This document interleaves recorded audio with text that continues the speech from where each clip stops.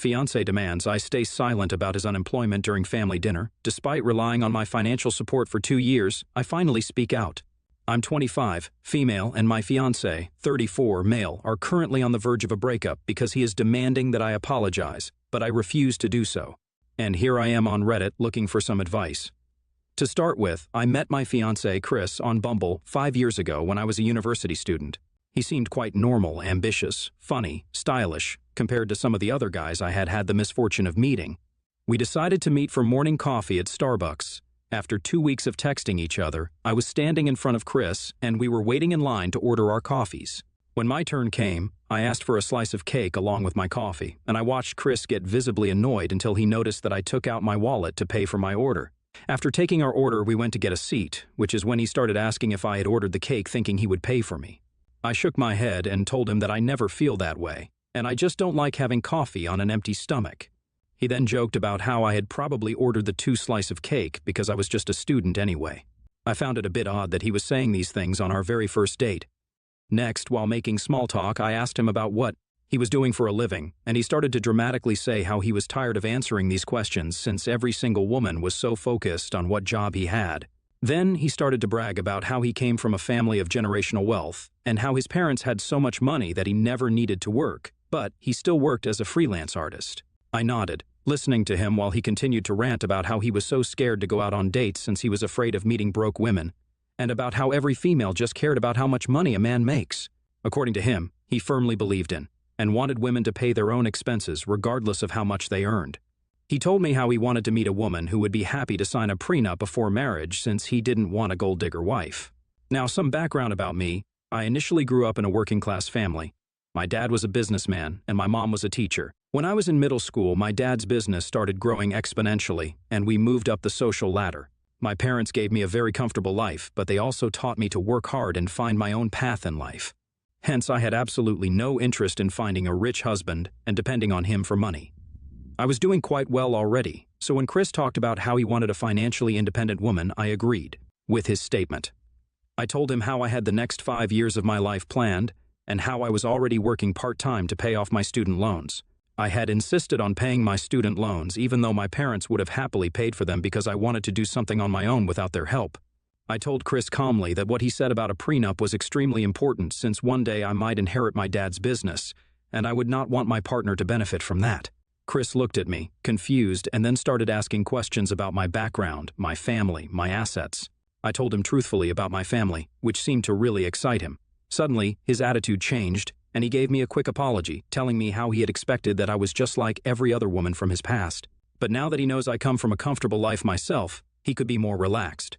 To be fair, Chris does come from an insanely rich family, so I can sympathize with how some people might have tried to use him, which is why he had his guard up when we first met. Even though our first date wasn't that great, our second date went much better. Chris seemed more like himself, and he even offered to pay for our dinner, saying that it was his treat. As we continued to know each other, he started opening up to me more and more about his family. His family only cared about prestige. His parents were extremely rigorous whenever Chris would let them meet any of his girlfriends and would ask questions like, "Where did you go to school? What's your job title? How much do you make? How much is your home?" He told me how he wanted me to meet his parents, but he was scared that they might be rude to me, and because he genuinely liked me. He didn't want to jeopardize what we had. I assured him that I would not take his parents' words to heart. I wish that was true. From the very first meeting, his mother, Donna, absolutely hated me, and she made it very clear to me multiple times. When they asked about my parents' professions and I told them, his dad, Michael, immediately quipped, saying that he didn't like businessmen since they were very shifty and couldn't be trusted. His mother nodded and said how she wished Chris would have brought home someone from a more dignified family. This was beyond rude for me to hear, and I was ready to walk away from the dinner right then and there, but Chris squeezed my hand under the table. I looked at him, and he was pleading with me through his expressions to let it go, so I took a deep breath and decided to suffer through dinner. After that meeting, I swore to never meet his parents again because I knew I could never sit through another meal with them. My fiancé agreed, and since then has kept his word and has never invited me to meet them ever again. He regularly spends his weekends either golfing with his dad or having dinner with both his parents. In contrast to his parents, my parents are more chill. They never really cared nor showed any excitement about his wealthy family. My fiancé loves spending time with my family because he says they treat him normally, and he likes that. 2 years passed, and our relationship only grew better and better. On our second anniversary, he decided to propose to me, and I said yes. It was a really happy occasion. My family was absolutely thrilled. I can't say the same for his family, who bombarded him with messages saying how he better make me sign a prenup, otherwise they would not let him have any inheritance, and how he could do so much better. This really upset me, but even then I decided to let it go. After we got engaged, we decided to move in together. Since my place was better located, he decided to move in with me. We had already decided that we would split the bills evenly, but just 2 months after he moved in, he lost his job. You see, my fiancé worked as an artist, and after COVID hit, there were not a lot of opportunities for his field of work. Apparently, I did not worry a lot since I thought that with the experience that he had, he would eventually find another job fairly quickly. I encouraged him to apply for as many jobs as possible or even try for other fields, but he never lucked out. He has been unemployed for 2 years at this point. I mean, he does get a few weeks' work once in a while, but he always seems to lose the job because he's never able to submit his work on time. Every time he lost a job, he would get into these overly dramatic and depressive episodes where he would lie on the sofa the whole day playing video games or smoking weed. If I reminded him to find a job again, he would tell me how I should stop trying to act like his mother and that he was recovering from his previous job. This had been an ongoing situation. When I would return home from work, he would often be in the same exact place as when I had left him in the morning.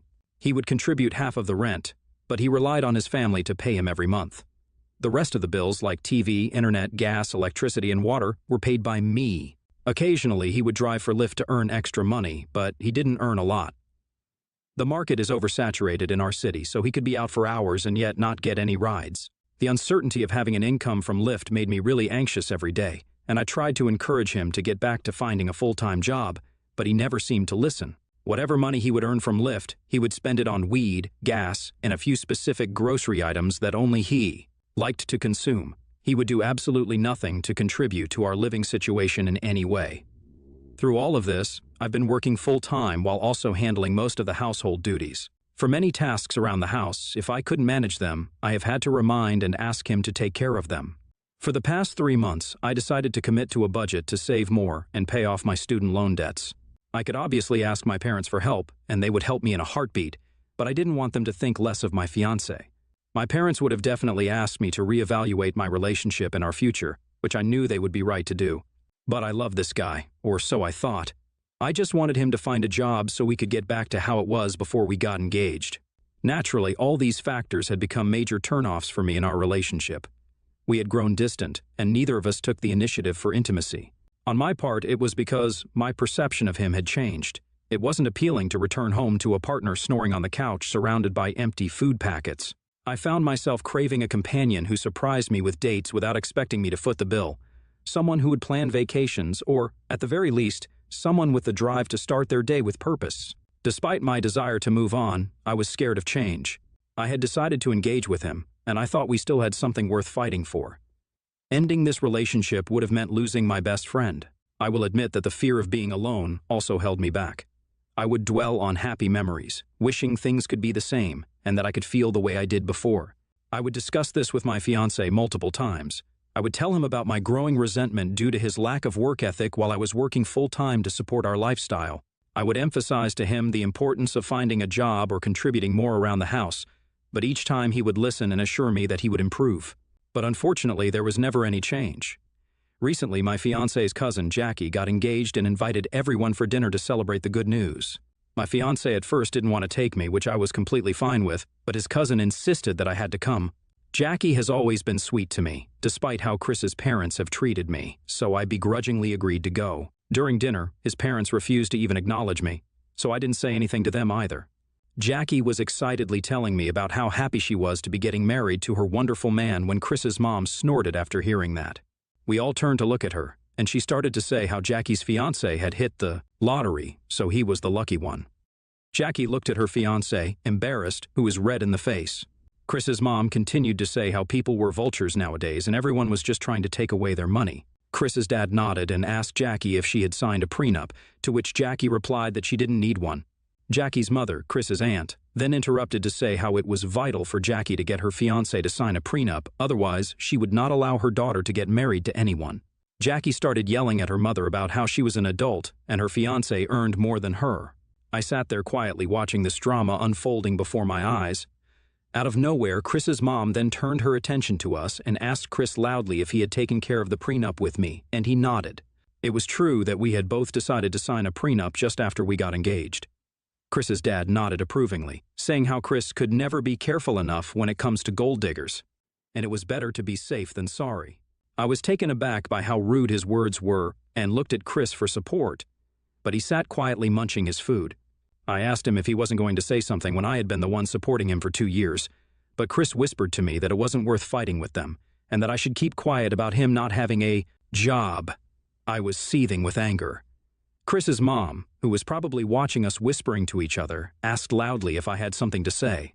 She looked so smug at that time that I couldn't control myself any longer, and everything just came out like word vomit. This is basically how our conversation went. "You know what, Donna? I do have something to say. I've wanted to say this from the very first day I met you, but now is as good a time as any. You are the actual gold digger in this family. Chris told me how you and his dad got pregnant in college and had to get married very early on. Not only have you not had any job in your life, I don't see you do anything around the house, which is also why you are this overweight and lazy." Donna looked white as a sheet while everyone gasped in shock. Without missing a beat, I continued to tell everyone how I had been funding her unemployed son for the past 2 years. I told them how he had no job other than to sit on our sofa and eat the whole day. I joked how he was quickly turning into his mother and that they had nothing to worry about since their own son was the real gold digger. Chris looked at me, pissed. Chris's dad, Michael, asked him if this was all true and if he really was unemployed. Chris was clearly feeling humiliated but had no way out and slowly nodded. I then told Michael how he should have taught his son to work for a living instead of depending on their generational wealth because Chris was living off of the hard-earned money I was earning. Donna started asking Chris about why he was not working and how embarrassing it was for them to hear such things about him. I smirked in satisfaction as I watched Chris shift in his seat uncomfortably. Donna then asked me if I had any shame for exposing her son like this in front of everyone. She told me how I had no right talking about her or Chris's father, and that I come from a lesser family, so I should learn to respect them if I wanted to be married to Chris. Michael added how his son didn't have to work if he didn't want to, and that he would support his son if things became worse. They then demanded that I apologize for tarnishing their family's reputation. I looked at them defiantly and refused to apologize, stating that I had nothing to be sorry for. I told them that if they really had so much money, then they should pay me back for the 2 years I had been supporting their son. Their eyes widened in shock when they heard that. Jackie, Chris's cousin, surprisingly supported me. She chimed in, saying that it was hypocritical of Chris's parents to accuse others of being gold diggers when their own son was not contributing financially and depending on someone else. We exchanged a glance and chuckled at the irony, which seemed to infuriate Chris even more. As tensions escalated, Chris started shouting at me, accusing me of throwing him under the bus and ruining the family dinner. He told me how I had no right to bring up his unemployment when he was trying his best to find a job. I snorted and told him that sitting on the sofa the whole day was not really how anyone would find a job. He told me that as my fiancé, I should give him more time. I sighed and calmly responded that I was sick and tired of taking care of him, and that maybe he should consider moving back in with his parents since he clearly needed a mother, not a fiancé. I got up from my seat before his parents could insult me further, took off my engagement ring, and handed it back to Chris. Everyone looked at me, shocked, and his parents continued to berate me about how I had no right to insult them. But I had reached my limit. Ignoring their yelling, I left the scene, leaving them to deal with the aftermath of our confrontation. I drove back home and immediately started packing up my things to leave. Chris reached home a few minutes later and started yelling at me about how I had embarrassed him in front of everyone. When he noticed I was packing, his stance changed, and he immediately began to apologize, saying he was ready to find a job if that was what it would take to be with me. I ignored his pleas, packed whatever I could, and left to come live with my parents. Since the dinner, I have been bombarded with messages and calls from Chris's family demanding that I get back with Chris to save their face in front of others and then apologize to them. Chris has been messaging me as well, urging me to come back and even blackmailing me by saying how he is feeling suicidal after I decided to leave him. ITA for leaving my unemployed ex-fiancé after how his family insulted me. Update. Thank you everyone for the overwhelming response. I'm happy that so many internet strangers agree with the fact that I left my worthless partner behind. I'm honestly so done with him and his family. I am never going to apologize to them. And it is ridiculous for them to even expect it when they have always been the ones to insult me. A lot of people have also been asking why I didn't get married to Chris and stayed engaged for all this time. It's because I was in love with him and genuinely thought he would change. I also didn't want our dream wedding without his parents interfering in our planning.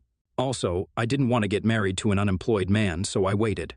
Looking back, I am thankful that we didn't get married. Otherwise, I would have had to go through a divorce now, which would have been much more costly and time-consuming. I talked with my parents, and they are furious with me for not breaking off my engagement sooner and coming to them for help. My dad has been joking about how the next guy I date has to go through background verification because regardless of how rich a man is, it doesn't mean that he would have any class, which is so true when it comes to Chris and his family. The way they treated me like that for all those years makes my blood boil.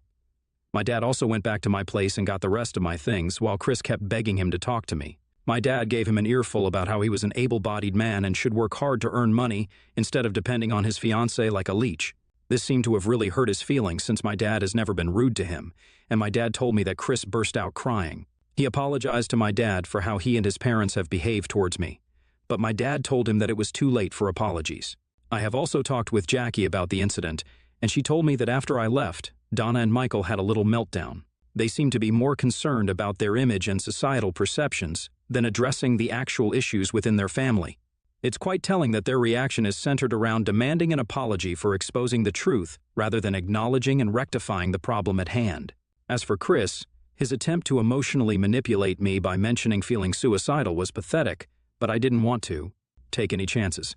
I have decided to send an email to his parents, asking them to pay me for the 2 years that their son leached off of me, since they were the ones who offered to do so, and to ask him to stop sending me manipulative messages like that. Hopefully, they can check up on him. Update: it has been a week since I last updated. Chris has turned up at my parents' place multiple times, drunk and out of his mind. He would drunkenly proclaim his love for me and then tell me how he needed me the most during this time, but I was ungrateful to leave him. The last time he turned up, my dad called the cops on him, and he was arrested for disturbing the peace and trespassing. It was a difficult decision for us to involve the police, but it became necessary for our safety and peace of mind.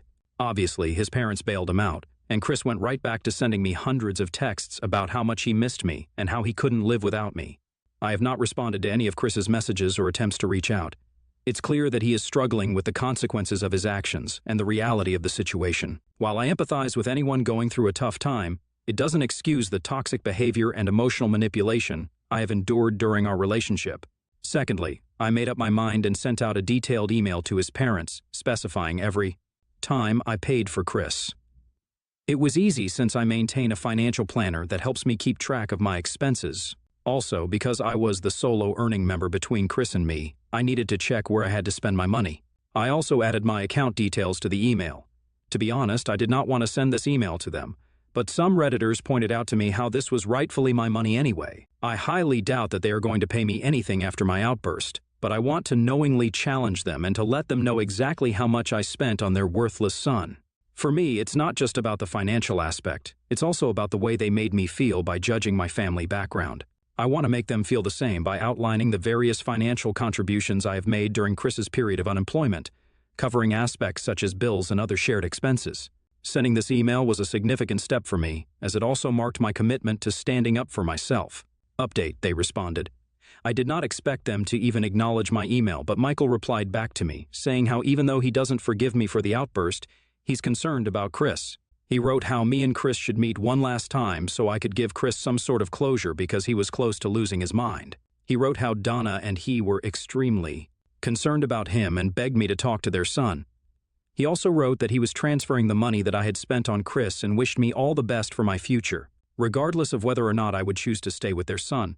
I really don't know what to think about this email. I mean, on one hand, I am happy that I have successfully recovered my lost money, but I really don't want to speak to Chris. I want them to take care of their son instead of asking me to give him closure.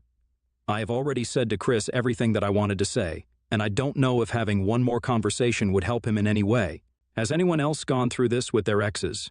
Is it a good idea for me to talk to Chris again? Update, I talked with Chris. I know a lot of people had advised me against talking with him, but I had been feeling really guilty for the past couple of days after his parents sent me that email. It was eating at me, and I decided that for the sake of what we had, I would have a last conversation with Chris and give him the closure he needed. I called him up, and he picked up my call immediately.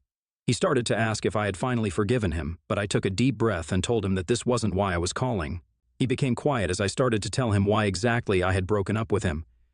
Chris, I've noticed that over the years we've grown apart. The dinner at Jackie's place was just a breaking point, but it made me realize that our relationship had been strained for a while. I've been falling out of love, and it's not fair to either of us to continue like this. I want you to understand that it's not just about that one incident. Your parents have treated me poorly throughout the relationship, and I don't want to marry into a family that doesn't welcome me. Our values and ambitions are different. I'm an ambitious person, and I want to be with someone who shares similar goals and aspirations. It's become clear to me that we're headed in different directions.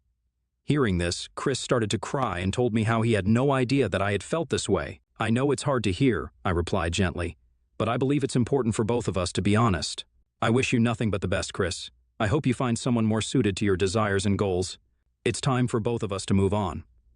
Chris, I'm really sorry for everything. I never meant to hurt you, he said. I appreciate your apology, Chris, I responded. Please don't ever come to my place drunk or send me messages, since I will be blocking you from today. I think this would be a good idea for both of us. Let's end things on a good note. Goodbye.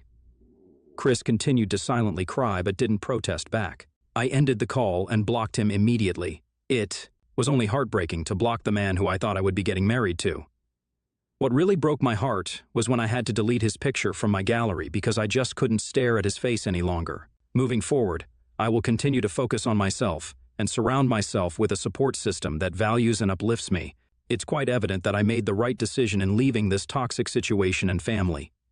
I plan on staying strong and taking the time I need to heal and rebuild.